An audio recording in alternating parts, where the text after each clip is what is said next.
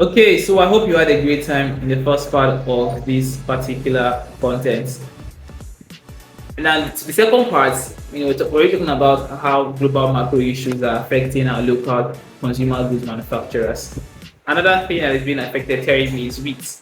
Yeah, I think it was in December, somebody was screaming like, "What's happening to noodles? What's happening to noodles?" I should not be laughing because it's not even funny. I mean, not funny as far, not that I'm not funny, but the situation is not funny. Why would practice just jumping out carelessly?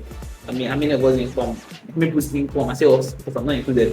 How many people's income is jumping like that?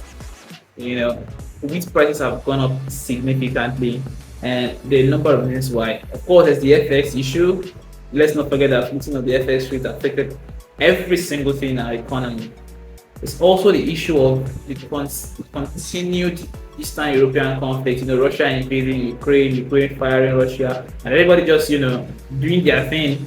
We saw wheat prices increase and it has still elevated. Not as high as sugar, but yeah, it's elevated. We've also seen that some of Ukraine's export has been reduced to some of its regular countries. And the second thing we've also seen is sea blockade, especially in the early parts of this year. The threat started from late last year up until the early parts of this year, and of course, there's still some pass-through effect of it to date. So we're having ships that are loaded with grains of wheat not passing through the Suez Canal, and that's really where most ships pass to go from Asia or Europe, or Asia to Europe, and then of course to other parts of the world, to America, some parts of Africa. But now they have to, come all the way down to South Africa. Instead of going like this, we're not doing like this to come up again and then move. It's a lot more money, longer distribution channel, and the reason because the Houthi rebels are threatening to blow up ships because of Israel. That's not always that. The point is, it's now more expensive to import wheat, and wheat is used for a whole lot of things. It's used for beer, wheat is used for bread. So of course, it's used in the pastry industry. It's used for noodles. It's used for pasta. It's used for some swallow, right? It's a lot of things. So it's just you're seeing increasing prices, and you're wondering. You're wondering, do we import everything? You import toothpick. What do you expect? Is it now wheat you will not import? I mean, we do produce wheat, but it's not enough at all for our level of demand. Just same thing with rice. Same thing with any staple you can think of.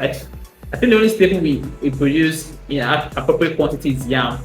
I don't know how we do eat a lot of yam. Yam is king of fruits. But I mean, I digress. But really, yam is one thing you produce efficiently. Unfortunately, we still waste a lot of it. But that's another content for another day. Let me stay on point. Okay. So that's about for that part. Okay, so 2 months ago. So next is rice. I know we eat local rice. I know we all about eat local rice. I know nobody's importing rice. But the reason why the rice of abroad rice in markets is going up is because countries in Asia were limiting their rice exports. They had their own internal issues, and then prices of rice in their countries were going up, so they had to limit exports, and that reduced supply globally and of course jacked up prices. Okay, you know that when prices go up, those that have more money will cut it as much of any good at all. They'll stock up as much of it as possible. They know that I don't have enough money. You have to go to the market every week, and then as prices increase, they have no choice to be buying like that because you pick up a man usually good. Fortunately, that's what happened in the rice market as well, and we were caught very the brunt. So that's why price of rice just kept on increasing like every 2 weeks last year, up until first quarter of this year, still jumping up. We're seeing you saw India reduce their export. I think Thailand or Vietnam also reduced. Major countries in Asia actually reduced their exports. So we saw rice, price increase locally, for when it reaches Nigeria. Okay, so you see these are the things affecting them, and you're wondering, why is my wholesaler doing like this? Why is my producer doing like this? Why is this? And then for rice in particular, if foreign rice is going up, the local rice will also have a bit of adjustment, because if Nigerians are willing to pay this much for foreign rice, if we increase our own local rice, some of them also be willing to pay this much for our local rice. So you affect it, and that will affect how much farmers sell paddies, to the refineries or to the millers. How much millers will also sell to the markets. Okay, it's just economics, no feelings, unfortunately. And then the big guy in the room, Fed rates. But I've heard of the Fed rate before. Okay, it just talks about the benchmark rates. If you followed my previous content, I've explained MPR for Nigeria. In the United States, the Fed rate. Unfortunately or fortunately, it doesn't only affect the United States, it affects all of us because the US controls the financial world. So how much their benchmark rate is would affect how investors perceive assets in other countries, including Nigeria. So if you can get 5% on a fixed deposit in an American bank or an American security, it will make more sense to a lot of investors than like a 15% return in Naira. Of course, this recently we see CBN try to match that by making rates up to 25%, or at least yields up to 25% in the secondary market. But for a lot of foreign investors, they will still be okay with the 5% in the US that is safe for them. Remember, this is looking at last year. The last year, our MPR was 18.75, yields were around probably that same rate. So it made more sense for them to stay back in America and other developed countries. Okay, and that affected us. In what sense? When more dollars are staying back in the US, it means it's a lot of effort for us to get some dollars here. So we have to cough out a lot more Naira for any single dollar bill. And that just means that our efforts to do what? That's what happened to us last year, happened to other African countries as well. And since our FX rate did, it also meant that all of our prices of the things we're importing did what? That's what really happened. And we had no choice, we had to deal with it. Don't forget that most of our FMCGs have to import their raw materials. There's not enough local alternative for a lot of them. So they have to import sugar, whether it's sugar, their wheat, whatever it is, their energy, they have to import one way or the other. And so their prices have to go up, unfortunately. So their costs, their OPEX is going up, their operating costs is going up, their cost of inputs, cost of sales is going up. So then their gross margins are being affected, which is the difference between revenue and cost of sales.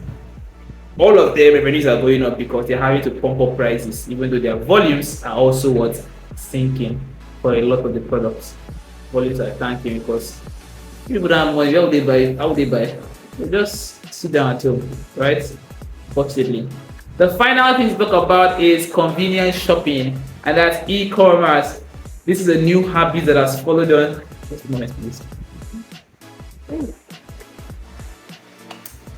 Very important. Convenience shopping, that is e-commerce, and it has followed up on. Probably I should edit this part of the video out. Well, not necessarily. Very important. E-commerce followed through from COVID-19 pandemic, so we had to shop online during that period, and some of it has stayed on till afterwards. For Nigeria and Africa, the difference between pre-COVID and post-COVID is not like massively, it's not a massive jump, but there's still that volume difference that has happened. So companies have to adjust to the reality that people now want to shop for some things on their phones, and we've seen some companies also adjust to this in the sense that Nigerian breweries has I think I don't own Nigerian breweries now. But go to some platforms or some sites. It's that company, I don't remember now. Probably I'll get it later. But you now have this company that having their e-commerce platform. You can now shop. Either their wholesalers can shop, they can shop directly from their digital platforms, or retailers can shop, or even consumers can shop. You also see 234 stores that's also by Nigerian breweries. In your localities, your neighborhoods. It's not exactly e-commerce, but it's still convenience shopping. All right. We've seen this, and so we've seen FMCGs have to react to these things. Some have also had to bring in gift card, not manufacturers now. Don't forget that FMCG is not just manufacturers, it's also the wholesalers, the retailers, that's supermarkets and co. You have to bring in gift cards, call to order, you have to partner with platforms like Glovo that you can now purchase from the platforms online. Convenience has had to come in. Okay, so this is another thing that has affected our local FMCGs. Now, to wrap it up, other things you should look at an effect is higher payables because of increase in dollar rates.